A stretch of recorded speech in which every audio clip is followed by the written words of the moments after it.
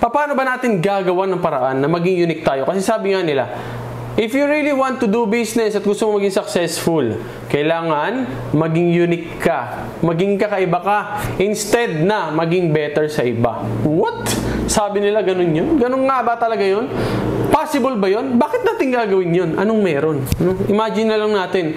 Pag naging unique ba tayo, is it really a good way? Is it really a possible way para sa ating mga negosyo na maging successful? Okay ba talaga? Okay ba talaga na maging unique? Kaya lang ang hirap sagutin ng tanong eh. No? Ang tanong kasi dito mga pari at marikoy, paano nga ba talaga natin sasagutin yon? Pag tinanong ka, sir, ano bang unique sa business mo? Anong meron sa'yo na wala sa iba? May sagot na ba tayo dyan? Meron ka na bang sasabihin? Meron ka na bang may pagmamalaking something na pinag-isipan mo talaga na magse-separate sa'yo from other businesses? So, yan po ang ating topic for today. So, syempre, ako din, I'm still trying to figure that out. I'm still learning. We're all learning dito sa ating pagnenegosyo. Every day, nag-aaral po tayo. Kaya ngayon, ang ating pong webinar, syempre, ay interactive pa rin. Don't forget to share your thoughts, share your ideas, share your parts, your problems, and everything you have. Para po, mapag-usapan natin, ma-improve natin yan. Let's do our part para pag-aralan nga ba. Paano natin ma-improve ang ating mga negosyo. Siyempre, simulan natin yan sa why. Bakit ba gusto natin maging unique? Bakit natin kailangan pag-isipan yan? Pwede naman ako magbenta na lang ng manok sa lahat ng pare-pares naman kami nagbebenta ng manok eh. Pwede naman ako maglagay ng sari-sari store. Lahat naman dito, nagsasari-sari store eh. Diba? Isipin na mabuti, bakit ko kailangan pang gumawa ng something unique? Eh, pahihirapan ko lang sarili ko niyan. Ang hirap kaya mag-isip ng mga bagong paraan para maging unique ang ating negosyo. No? Bakit ko ba gusto mag-stand out? Baka puntahan pa akong BIR. Yan ang negative nyo. Kung ayaw nyo mag-ayos ng mga papeles, documentation at mga requirements, hindi ka pwede talagang mag-marketing. Ano? Pero syempre, para sa mga kakaunti dyan na gusto talagang lumago ang negosyo nila, ihanda nyo na yung mga requirements ninyo. Ayusin nyo yan. Para pwede tayo mag-grow. Pambira. Ang hirap naman ng gusto mong mag-grow pero ayaw nating bigyan ng nararapat na permits and licenses ng ating mga negosyo. No? So kung gusto nyo mag-grow, ayusin nyo muna yung mga permit tapos saka natin ituloy itong webinar natin. Anyway, pero sa mga taong may mga pangarap na talaga, sa mga taong mga gustong mag-grow negosyo, kailangan natin pag-isipan, paano ba tayo magiging unique? Bakit ba natin kailangan maging unique? So, kung ang sagot nyo sa tanong na, kailangan mo bang maging unique? Hindi ko naman kailangan yan. This video may not be for you. Pero, if you really want to be unique and stand out sa competition, makilala ka ng mga tao sa paligid mo, malaman ng tao na nag-exist ka, puntahan nila ang negosyo mo. Gusto mo ba yon? Gusto mo ba na may dahilan ng mga tao para pagpunta sa'yo, hindi lang dahil gusto nilang bumili ng soft drinks at ikaw ang pinakamalapit? Diba? Yun yung mga dahilan, no? Gusto mo ba na itayo mo lang yung negosyo mo sa isang bagong lugar? Eh, lalapit na agad ang mga customer sa'yo? Kasi kilala ka nila bilang unique about something. Gusto mo ba na yung ibang tao lalapitan ka nila para mag-franchise sa'yo because your business is so unique? They like to have a piece of it. Ang laki kaya ng advantage na ang isang bagay o ang negosyo natin ay kilala. Kilala. Kahit sabihin natin sa isang bagay lang muna. Diba? Gusto ba natin yon? Siyempre gusto natin yon. Kasi pagkakilala na yung negosyo mo about something, about one thing, about mga bagay na talaga namang ikaw ang pipiliin nila dahil kilala ko sa bagay na yon, no? Dahil kilala ka sa ganitong activity o kilala ka sa something else. Di ba mas magandang maging ganun sa negosyo? Di ba? So ready na ba kayo? Simulan na natin ito mga pare ko. With that being said, unahin natin ito ganito. Bibigyan ko muna kayo ng example. Pag-aaralan muna natin kung ano nga ba yung mga nag-e-exist ngayon na mga negosyo. No? Meron ba silang ganun? Meron ba silang mga uniqueness o tinatawag na unique value proposition sa kanilang mga customers? Yan muna yung terms sa kailangan nating aralin. Unique value proposition or unique selling proposition or USP. Ang USP na yan ay pinag-iisipan talaga yan sa marketing. Bakit? Siyempre, para madali tayong tandaan. Para madaling ma-recall. At sa atin bilang mga negosyante, maka-focus tayo into something or one thing One something. No? Marami kasi yan eh. Maraming something yun eh. One something. Para kapag yun ang narinig, yun ang nakita, yun ang nahawakan, naramdaman, ay may maaalala tayo. Para sa aking unang example, syempre alam na alam nyo naman na. Lagi kong ginagamit na example si Jollibee. And ito nga lang, nag-viral na naman po yung video natin na related kay Jollibee. So isipin nyo na lang, sino ang naiisip ninyong brand kapag sinabing fried chicken? Pwede yung sabihin marami kayong naiisip dyan, ano? So walang masyadong unique. Merong bibida. Pero hindi ibig sabihin unique yun pagka nag-offer ka ng fried chicken.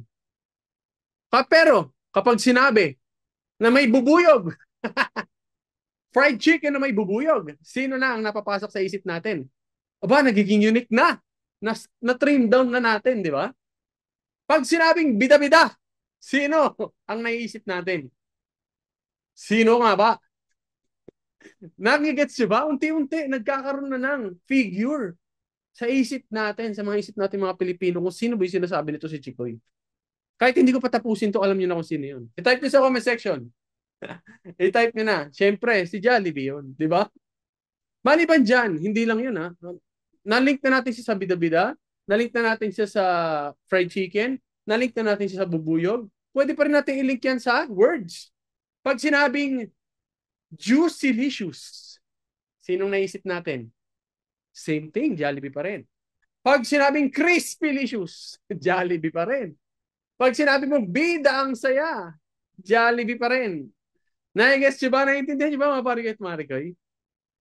Ang tawag sa mga to ay mga associations. Associations. We associate we associate yung mga brands sa specific things. Values, tangible or intangible things. Para lang pag sinabi yun, sila ang naaalala natin. So let's use that and let's start with that. Pwede natin pag-aralan. Pwede palang gamitin yun para maging unique ang negosyo natin. Nagets nyo ba? Pwede palang gamitin ang iba't ibang bagay para maging unique ang negosyo natin. Hindi pala talaga kailangan na sobrang unique. Tulad na sabi ko, noong nakaraan, kailangan ba gumawa ng something new talaga? Hindi naman kailangan laging ganun. No? Pero mamaya pag-usapan pa natin yan. Well, let's have another example. Okay, ito. Let's have another example mga pare ko.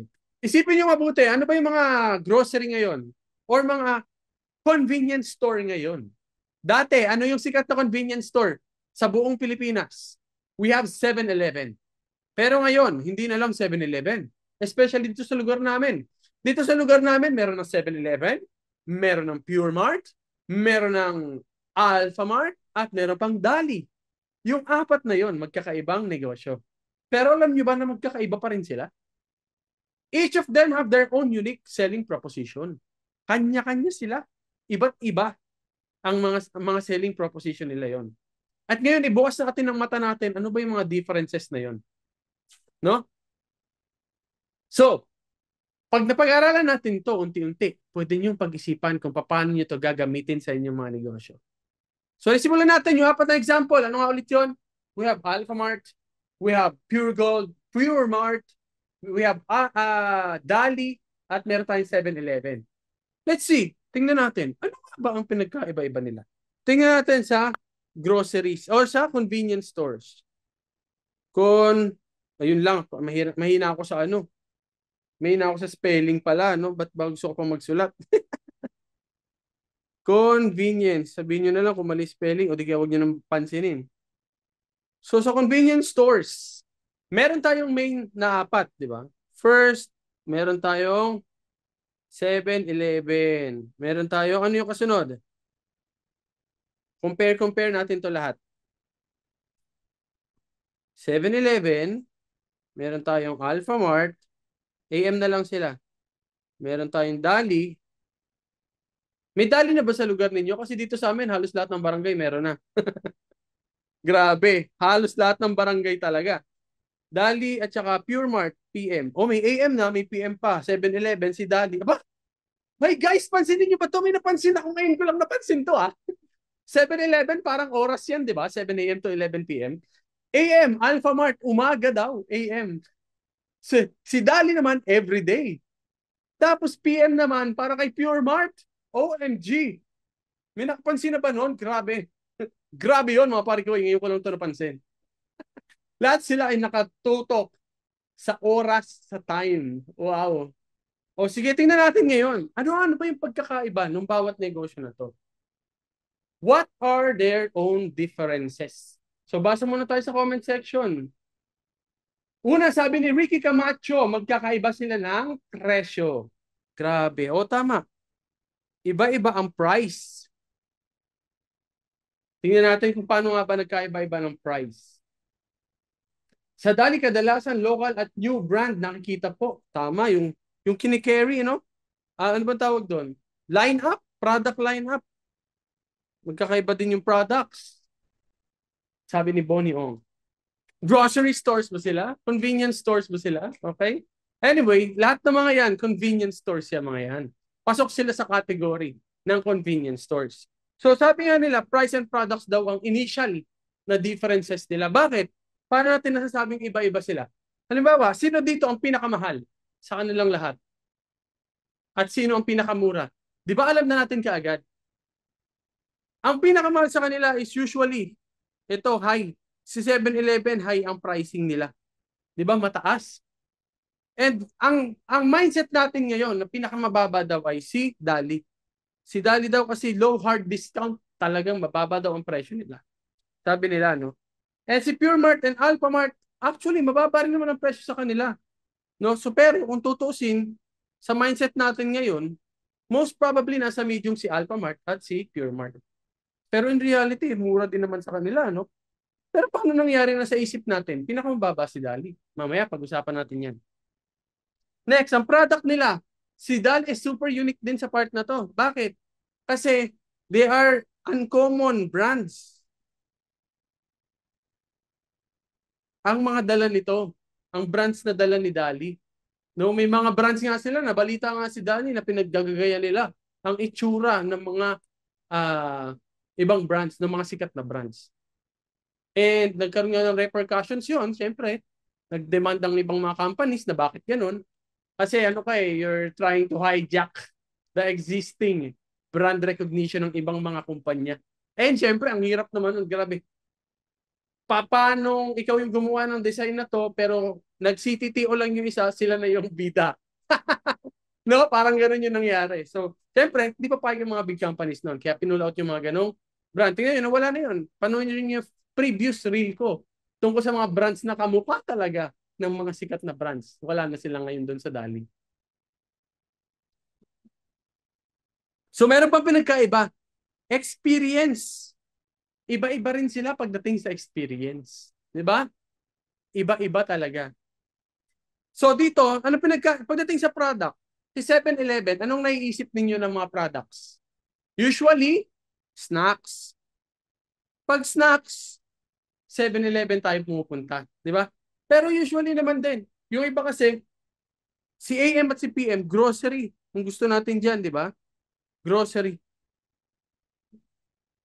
7-Eleven, mostly snacks talaga. Pag naisip mo snacks, pag may hinahanap ka na klase ng snacks, pwede ka pumunta sa 7-Eleven.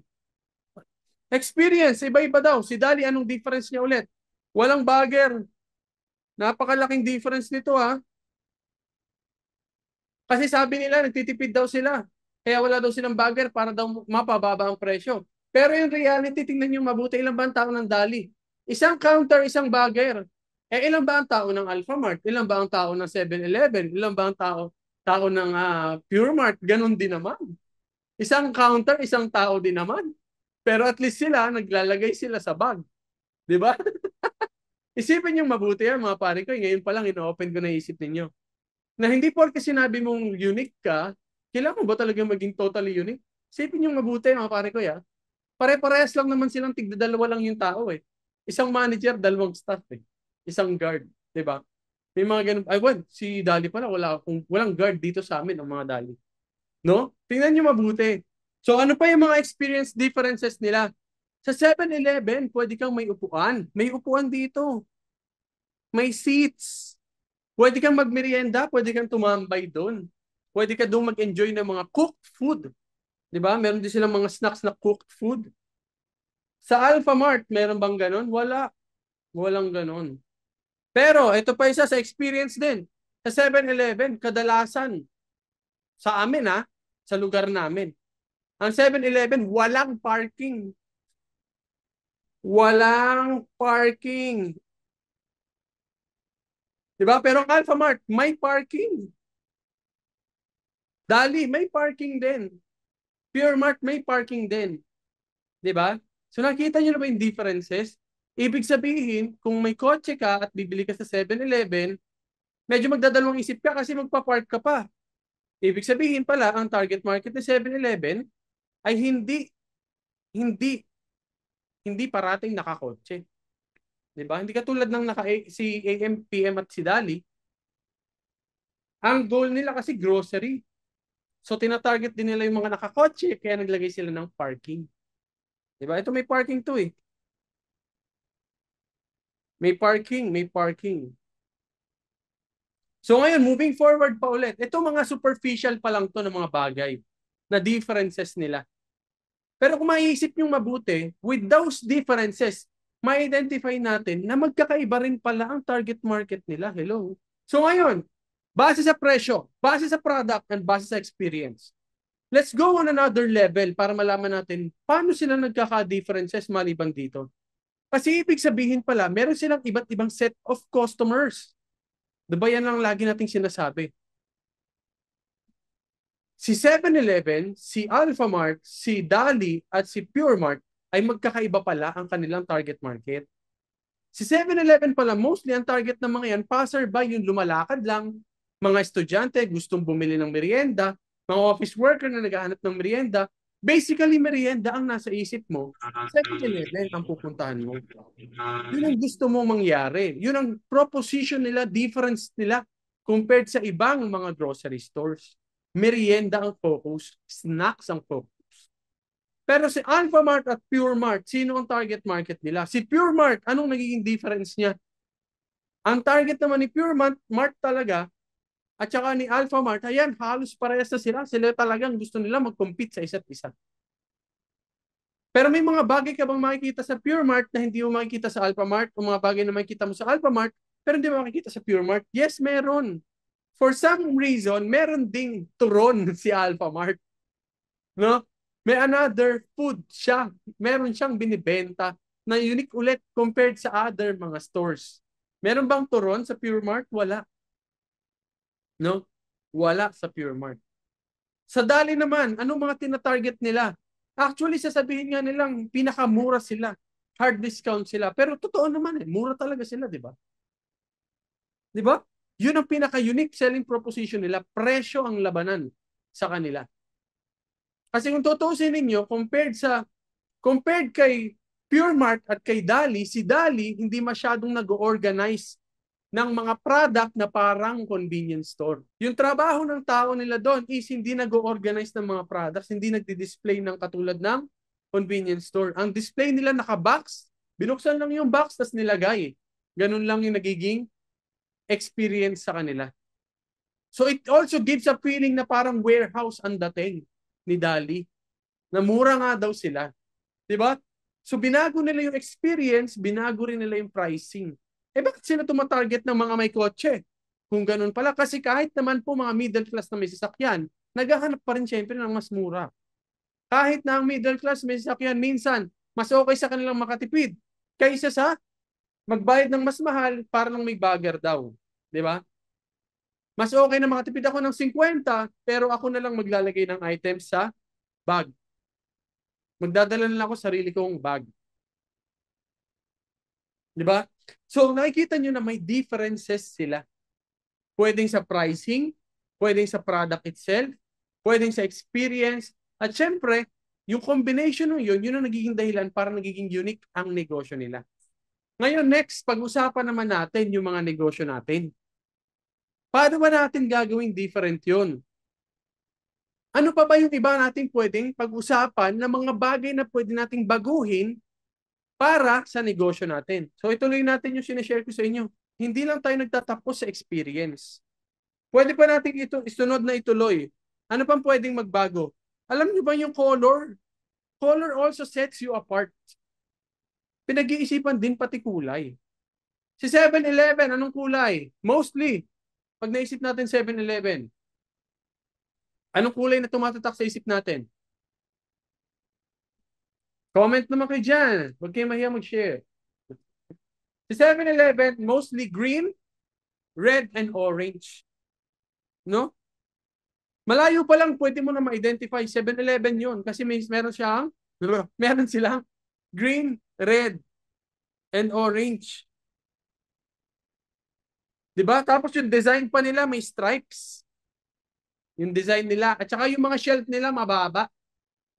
Diba? Pati yun iba. Sa experience, mababa yung shelf. SEAM, Alphamart. Anong kulay na isip kay Alphamart?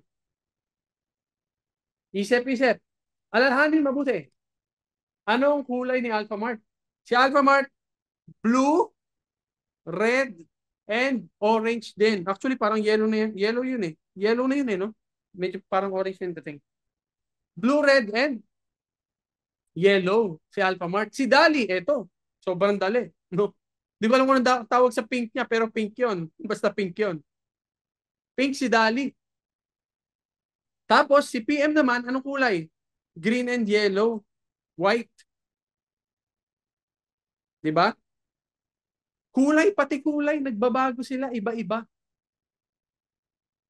Lahat ng to nagiging associations ng mga negosyo nila o ng brand nila para mas matandaan sila ng mga tao. So tayo ba? Ano bang price point natin? Nasa high ba tayo, medium or low?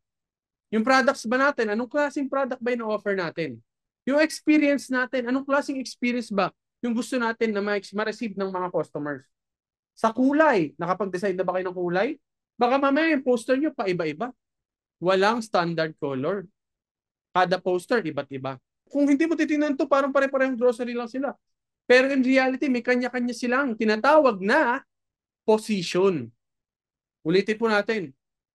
Akala natin sa totoong buhay, pare-pares lang ang 7-Eleven, Alphamart, Dali, Pure Mart. Akala natin tulad-tulad lang yan. Pero in reality, kapag mayroon tayong na-experience sa isang bagay at naisipan nating pumili sa apat na yan, usually nakakapag-decide na tayo kung saan tayo unang pupunta. Nakatatak na sa ating mga isipan kung saan tayo unang lalapit. Kasi yan ang tinatawag na positioning. Ano ba ang gusto nating posisyon natin sa mga utak ng mga customers? Pag sinabing snack, anong unang naiisip? Probably 7-Eleven. Di ba? Pag sinabing grocery, anong unang mong naiisip? Ngayon may choices ka. Gusto mo bang makatipid? Anong iisipin mo? Dali. Di ba? Gusto mo ba ng mabilisan lang? Madali lang ang transaction? Anong iisipin mo? Gusto mo sa Pure Mart kasi konti lang customer doon. No? So nagkakaroon siya ng tinatawag na position sa ating mga isipan. At yung bawat position na yan, dinidesisyonan. Kasi ang hirap kung gusto mo maging position, ang hirap naman na ang position na gusto mo, lahat ng klaseng position ginawa mo na. So hindi ka matatandaan ng mga tao niyan. Di ba? Hindi ka matatandaan ng mga consumer niyan. Walang tatatak, walang number one ka.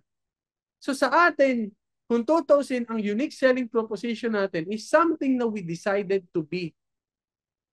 Something na dinesisyonan natin na gusto natin dun tayo makilala. Di ba? So let me move forward. Bigyan ko kayo ng konting differences pa ulit. Si Kuko Express, paano namin inaatake yung ganun? Paano namin iniisip yun? Paano namin ginagawa yun? Di ba? Pag sinabi mo kasing Kuko Express, sino yung mga potential na kalaban? Paano siya nagiging unique? So let me share you ulit my screen. Bago ko pala i-share sa inyo ang comparison namin against mga malalaking company, emphasize ko na sa inyo, ang liit lang namin. Sobrang liit lang namin. Micro lang kami kumpara dyan sa super giant international companies na yan. Tapos ang lakas pa rin ng loob mong maging unique. Yes, of course. Kasi kung hindi kami magiging unique, hindi kami makakapanalo sa laban na to. Gusto mo bang manalo yung negosyo mo? Pag-isipan mo kung paano ka magiging unique kahit pa against the big companies. Kahit pa sobrang laki ng kalaban mo. Kasi yan ang magiging window mo para makapasok ka sa market. Yan ang magiging window mo para mabuhay ang negosyo mo. Kung isipin mo lagi na, ang laki ng company na yan, hindi ko yan kayang talunin. O kung hindi mo talaga kayang talunin yan. Kung lalabanan mo sila sa bagay na malakas sila. At kahit malalaking kumpanya, marami pa rin mga weaknesses yan. Isipin yung mabuti yon mga parigoy. Kapag malaki ang kalaban, kailangan marunong kang umatake sa bagay na nahihina sila.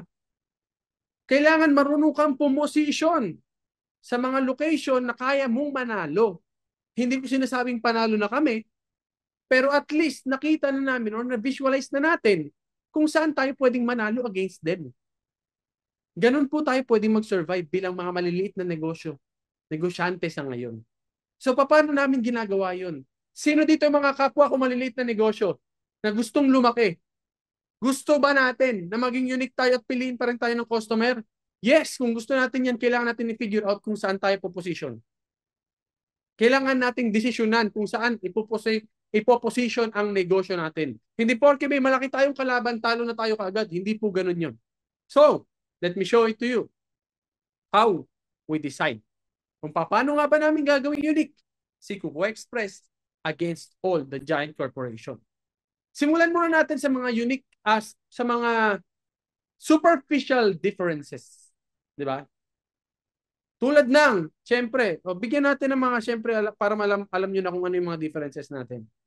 Ano yung mga kino-compare nating company. Syempre, si Kuko muna. Kuko. Sino yung mga kalaban ni Kuko sa tingin ninyo? Syempre, may Food Panda dyan. Sino pa? Syempre, may kalaban si Grab. Grab Food. O Grab na lang para madali. Syempre, sino pang kalaban? Lalamove nga, in a way, kalaban din. Si Lalamove. Sino pa ang mga kalaban natin? Shoutout sa iyo, Rene Moico. Welcome to the live stream. Marami pa. No? Marami pa. Superficial differences. Gawa muna tayo color. Di ba? Anong kulay ni Food Panda? Mink. Anong kulay ni Grab? Green. Si Green Ranger yan. Anong kulay nila na move? Orange. So dito sa lugar namin, walang yellow. So punta tayo sa yellow. So kulay pa lang, separated na agad. Di ba? Unique na tayo kaagad. Kulay pa lang. Actually, yellow kami na may highlight ng purple. Yellow and little bit of purple. Yan si Kuko Express. 2020 pa lang, ganyan na yung kulay namin. No? Different na agad. Next, kung sa grocery, ang next natin dyan ay product, si Kuko Express, ang next niya ay services. Ano yung mga services na meron siya? So si Kuko Express, katulad ng Lalamove, meron kaming delivery. May delivery system kami. Katulad ni Food Panda, meron din kaming food. Meron kaming food store. At si Grab, ganun din. May delivery din to. Tsaka may food din sila. Next, eto pa po. Paano na nagiging unique ngayon si Kuko Express? Meron po kaming POS. May POS kami. Si Food Panda, wala siyang POS na pang merchant. Si Grab, sa pagkakaalam ko ha, as far as I know, si Lalamove, walang food. May Lala Food sila dati, pero tinigil na nila yon, di ba? Ano pa? Magkakaroon din kami in the future ng, meron din kaming web store. May web store kami. Si Food Panda, meron din yan. Meron silang web store, pero hindi nila masyadong pinopromote yon as a web store na pang store lang. Si Grab, meron din yan. Si Lalamove, wala silang web store, pero meron silang web delivery. So in a way, meron din sila sa web delivery. Next, ano pa yung meron kami? Meron po kaming QR menu. Si Food Panda ba? Wala. Wala. Si Grab, wala din. Si Lalamove, syempre wala din. Wala silang QR menu. Nagigets ba? Nangyayari, nagiging differences namin. Because you really want to do something na unique sa kanila. Unique sa amin. Sa amin mo makikita. QR menu? What? Si Kuko Express may ganun? Eto pa, in the future, magkakaroon din kami ng inventory. Si Food Panda, walang inventory. Grab Food, walang inventory. Si Lalamove, walang inventory. No? Sales report. Meron naman lahat. Pero yung sa amin nga actually medyo behind pa. At yung POS namin free. Libre lang. Sinong gustong gumamit ng POS, go. Go lang. Download nyo lang yung dashboard. Punta lang kayo sa dashboard.kukoexpress.com or i-download nyo lang yung Kuko Merchant app para magkaroon kayo ng POS. So, nag-gets nyo ba? So, kung ang tanong, because of those services, those differences, nakikita ngayon natin kung sino ba yung kailangan mo. Although may mga kanya-kanya pa rin strength yan. Kung gusto mo ng napakaraming benta, Foodpanda, pero si Kuko Express, may patong ba? Meron ba kaming sales charges? Sales pricing na lang. So pricing differences. Si Foodpanda, 30% ng transaction sa kanila. At saka si GrabFood, ganun din yata. Estimate ko lang to, hindi ako sure. Update nyo na lang ako. Sila lang mag 20% ng delivery fees sa kanila. No? Sa pricing. Si Kuko Express, hindi. Fix lang kami. Mula 299, mula free, si POS free eh. Mula free, hanggang, iba-iba na, depende na sa'yo kung anong kailangan mo. Iba't iba kasi yung pricing ng bawat services. Diba? So, halimbawa, si POS kasi free kay Kuko, si Web Store, start yan sa 299, si QR menu, Web Store pala is 199, yung Web Store, yan yung may checkout. Si QR menu is 299. So inventory, wala pa sa ngayon yan. Sales report, free lang yan.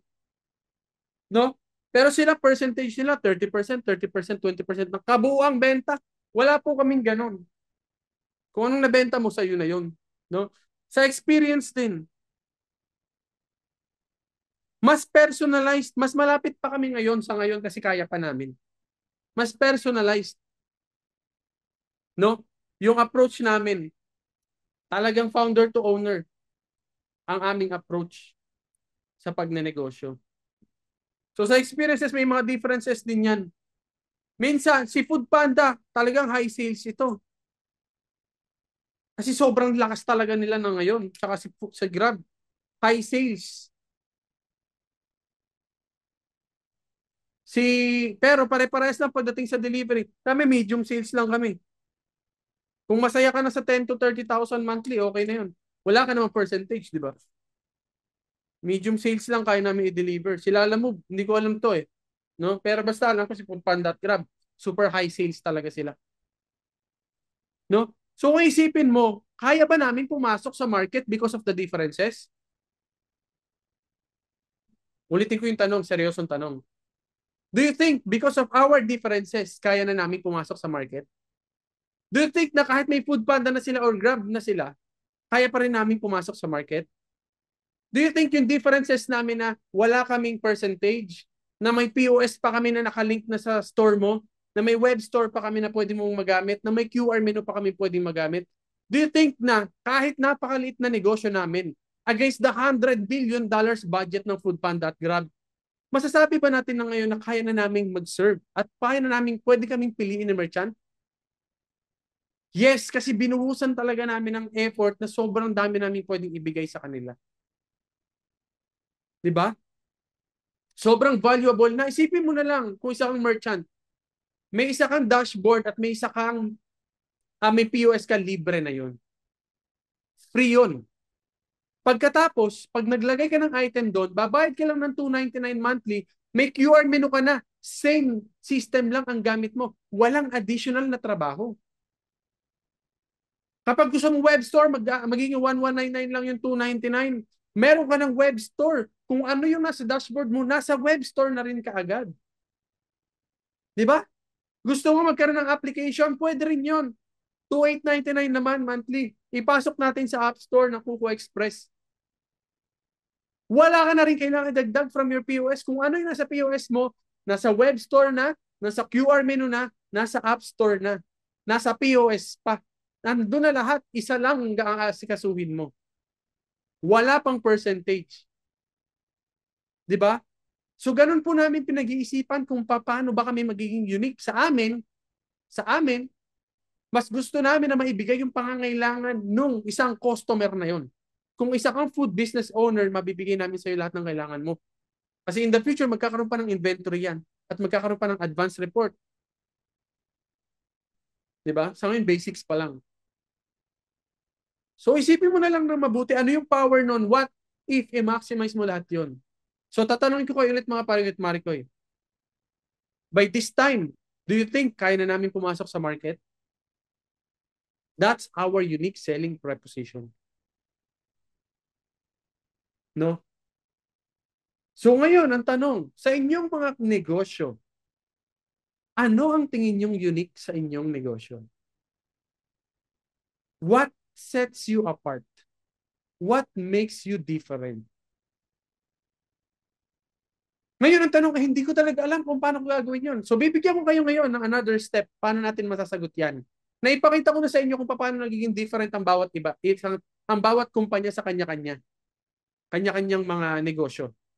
So balikan natin ulit. Paano nga ba nagagawa ni Dali na napakamura nila? Paano ba nagagawa ni Kuko Express na may mga ganun siyang systems? Paano niya nagagawa na ganito ang offering nila, ganito ang set of products nila?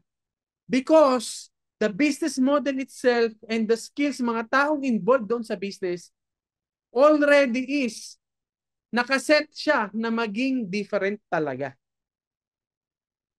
For example, Dali Hard Discount. Paano niyo nakuha na mura yung mga product? Mura ba talaga sila? Ano ang ginawa nila? Yan ang dapat nating pag-aralan talaga. Paano nga ba maging unique? Oo, gusto ko maging ganito, gusto ko maging ganyan. Pero ang tanong, paano nga ba natin gagawin na maging ganun tayo? Question, sigurado ko alam to na ibang mga co-founders club ko dyan, co-founders members. Ano ang pinagkaiba ni Dali? Paano niya nagawa yun? Tingin nyo, yung mura sila. Paano nila naitatak sa utak ng mga tao na mura sila? Paano nila ginawa yun? Tingin niyo. Because the core of their business relies on unknown brands. Unknown brands. Dahil unknown ang mga brands na meron sila, ano nangyayari? Mas mura talaga yun by default. Kasi yung mga unknown brands na yan, nagpapakilala pa. Diba? Yung unknown brands na yan, ang pinaka-marketing nila ay ang murang presyo. Kaya, kung pinuno mo yung store mo ng unknown brands, mas mura ka talaga na dihamak. Diba? Compared sa mga sikat. Kahit naman pumunta kayo sa Pure Gold eh. Pag nakakita kayo ng mga brand na hindi sikat, anong usual? Yung brand na hindi sikat, anong usual? Kahit nasa loob ng Pure Gold mismo. Mas mura, di ba? So, ang ginawa nila, pinuno nila yung store nila ng puro unknown brands. Pero isa sa naging strategy nila, which is hindi ko masabi kung genius ba yon o kalokohan na strategy, is yung gayahin pa yung itsura ng mga known brands. Hina-hijack nila yung itsura ng mga known brands. Kasi very look alike eh. Sa aking opinion eh, halos magkatulad talaga. CTTO, credit to the owner. Diba? Another thing, para sabihin nilang napamura, kahit tingin ko hindi naman talaga, is mas konti daw ang tao. Kahit na tingnan mo, isang cashier, isang tao, ganun din naman sa Pure Gold sa Pure Mart, ganun din naman sa Alpha Mart, ganun din naman sa 7-Eleven. Pero nagigets nyo ba, hina-highlight nila yung mga bagay that will make them unique. Yung mismong process nila, yung pagkuha nila ng mga items nila, it makes them unique. Sa atin, mga maliliit na negosyo, na negosyante, anong kailangan natin gawin? What makes us unique? Dahil tayo ang owner, tayo din ang involved sa pagpapatakbo at pagpapalago at paggawa ng mga produkto natin. Pwedeng, ang gawin natin, sa amin, itong ginawa namin. What makes me unique is because I am already 10 years na ako sa pagninegosyo, sa dekada na yun, marunong na ako sa pagninegosyo, plus, developer na ako ng application. Inaral ko yung pagde-develop na application. So that's already a very big uniqueness din. Hindi ko sinasabing wala sila, no? Pero kasi kami, sa level namin, ang comparison talaga namin is yung mga local delivery fleets. Yung mga nagmamanual. So, ang laki na agad ng advantage namin dahil may application kami. Sobrang laki na agad. Meron kami user app, may merchant app, may web app na para sa user, sa merchant, may driver app. 'Di ba? May admin app pa. Ang dami kong app na ginawa na hindi kayang basta gawin ng mga local delivery fleet sa mga locations na pwede naming lagyan. So isipin nyo na lang. At saka yung location. Isa rin yan sa pwedeng maging uniqueness mo. Saan ka ba magtatayo? 'Di ba? So ngayon tanungin nyo mga pariko't marikoy. Yung network mo is pwede rin maging uniqueness mo yan compared sa market, sa competition mo. Kami ang competition talaga namin is local delivery. Yun ang manual. Kasi nandun kami sa mga lugar na pwede kami kahit sa maliit na lugar. So kaya pwede nga maging difference nyo is, halimbawa, bigyan ko kayo ng example. Ang difference nyo ay set of products, pwede rin. Pwede ka ba mag-difference sa presyo? Pwede rin. Isipin mo kung saan ka lulugar. Sa high pricing ka ba o sa low price point? Gusto mo bang lagyan ng special experience? Something else about for your business para maging unique ka? Yes, pwede mo rin gawin yun. No? So maraming mga chances and opportunities na baguhin natin. Maraming mga opportunities and chances na gawa natin ng bago. Or something unique. Kailangan lang pag-aralan natin yung competition natin.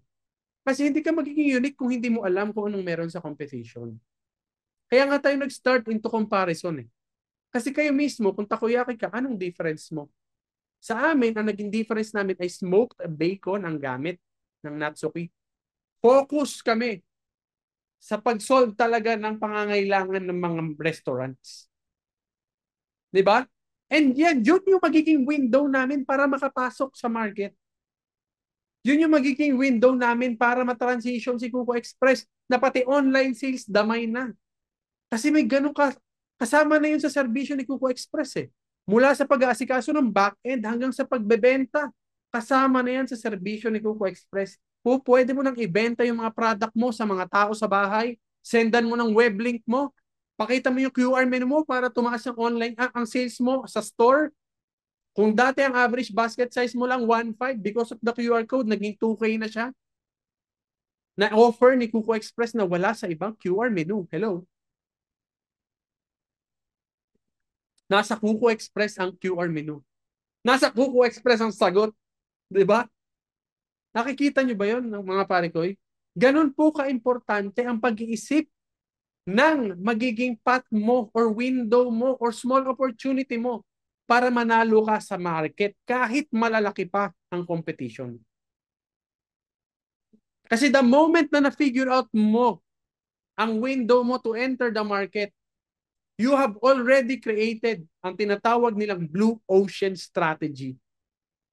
Ibig sabihin nito, wala ka na dun sa part na kailangan nyo magpatayan para lang makakuha ng customer. Hindi ko kailangan makipagpatayan kay Foodpanda sa pagalingan sa marketing, sa mga customer. Kasi ang target ko, yung mismong merchant. 'Di ba? Hindi ko kayang maglabas ng $1 million. Ang budget lang namin everyday, 2,000 lang maximum sa marketing. Grabe, 'di ba?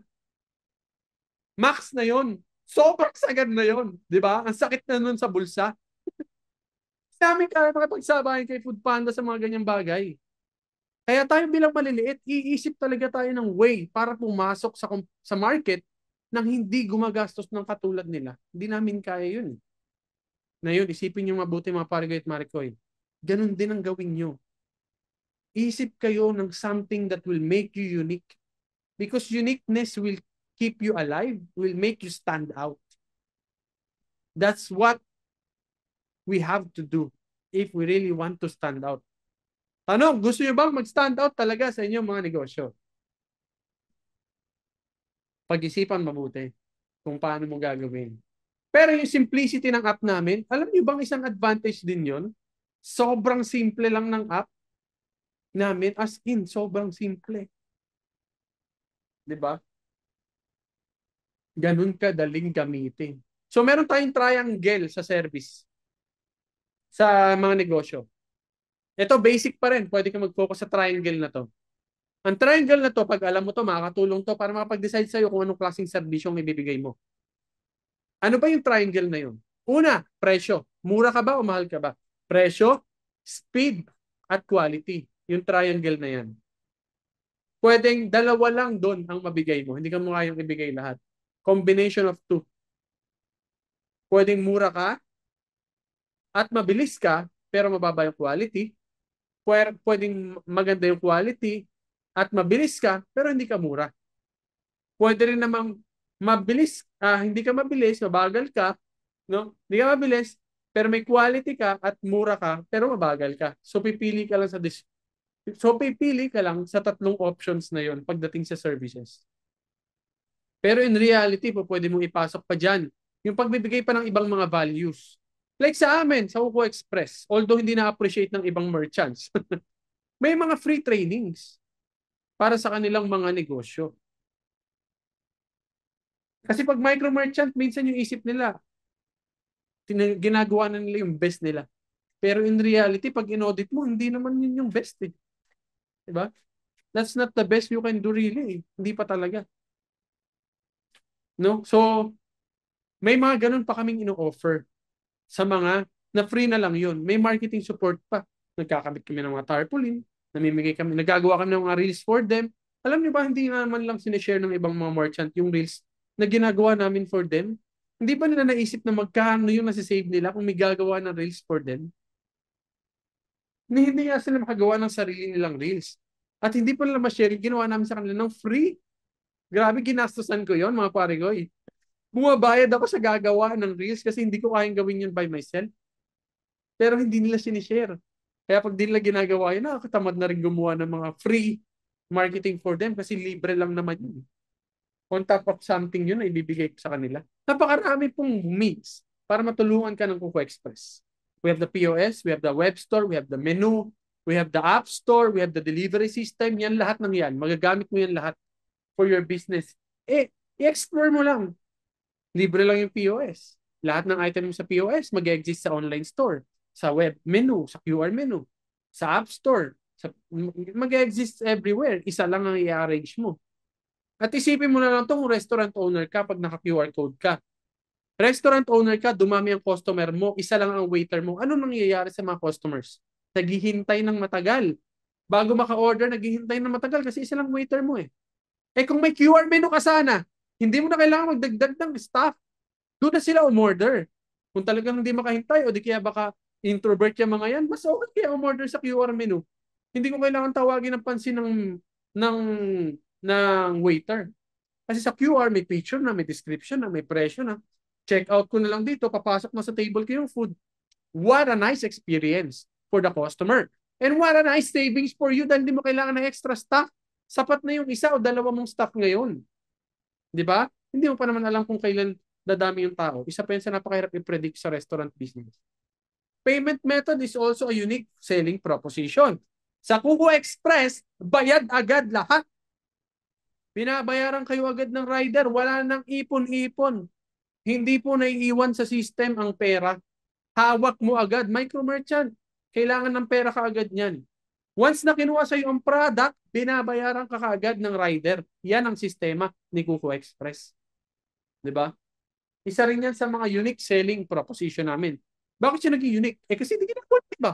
So always remember mga pare at marikoy, kung malakas ang competition, humanap tayo ng paraan para doon tayo umentra. Sa bintana tayo sa windows of opportunities. Doon po tayo mag-focus. Meron at meron yan. Especially kung mga micro-food business, or especially kung mga maliliit na negosyo parang tayo. Meron at merong mga bagay na hindi kayang gawin ng mga malalaki. Na doon muna tayo mag-focus, yun muna ang gawin natin. And that makes us stand out. Kung mag-focus talaga tayo na maibigay ang mga bagay na magsusolve sa mga problema ng mga customers, kaya natin pasukin ang mga market. Kaya nating manalo sa negosyo. Siyempre, we have to always give our best. No? Para alam ng mga tao na we're actually doing our best para ma-impress natin sila. Yung unique selling proposition kasi natin, may kapalit parati yan. It's either time, money, talent, kung ano man. Laging may kapalit. So, tingnan nyo lang kung alin yung replicable na kaya nyo gawin ng paulit-ulit sa mga merchant ninyo o sa mga partners ninyo, sa mga customers ninyo. Baka mamaya, hindi mo kayang gawin yan pag umabot na sila ng 1,000. Isipin mo na lang yun. Umabot na sila ng 10,000. O baka pwedeng high quality ka, pero 10 customer lang, tapos lahat sila kinakausap mo. Okay, why not? Diba? Do it. Depende sa capacity. I am so happy na nakapag-share naman ako sa inyo today. Sana po ay mapag-isipan ninyo na paano ninyo may improve ang inyong mga negosyo by having a unique selling proposition. Yan po ang magiging window natin para manalo tayo sa buhay negosyo na. Yan po ang magiging dahilan para makapasok tayo sa market. Yan po ang magiging dahilan para mabuhay yung business natin. That's why try to figure out, paano mo gagawin unique ang negosyo mo? Through colors ba? Through set of products ba? Through the way you're doing your service ba? Through your motto, through your culture, through your motivation, through your mission and vision. Whatever it is, guys, mga parigoy at marikoy, tagline ba yan? Meron ba kayong call sign sa mga followers nyo, sa mga customers ninyo? Kami meron, Kuku Partner, Kuku Merchant, Kuku Merchant, Kuku Merchant, ah, Kuku Pare ko, halo-halo na, ano? Kuku Farm, yan. So figure out yan mga pare ko because the once you apply that, that's the time. That's the time na magse-set apart ka and all you have to do is market it repeatedly. Paulit-ulit for a very long time. No, mag-decide ka lang. And one day, lalabas din ang result. Magkakaroon ka rin ng result. Makikilala ka rin. Yung reputation mo in doing that lalago at lalaki rin. And yung negosyo mo makikilala at darating ang araw na lalaki at pipilahan na yan ng mga tao. Dahil kilala ka na dun sa bagay na gusto mong makilala. Decision lang yan, mga pare at marikoy. Decision lang. You're just one decision away and 10 years of commitment. Ano? Yan po tayo ay mga pare ko. Ako nga pala si Chicoy Gonzalez, ang founder ng Kuko Express. If you want to partner with me, dahil isa kang business owners, don't forget to reach out to me. Walang problema yan. Usap tayo mga pare ko. Salamat. See you again on the next week, on the next webinar. Next week, Monday, 8 a.m. same time. Bye, guys! Bye!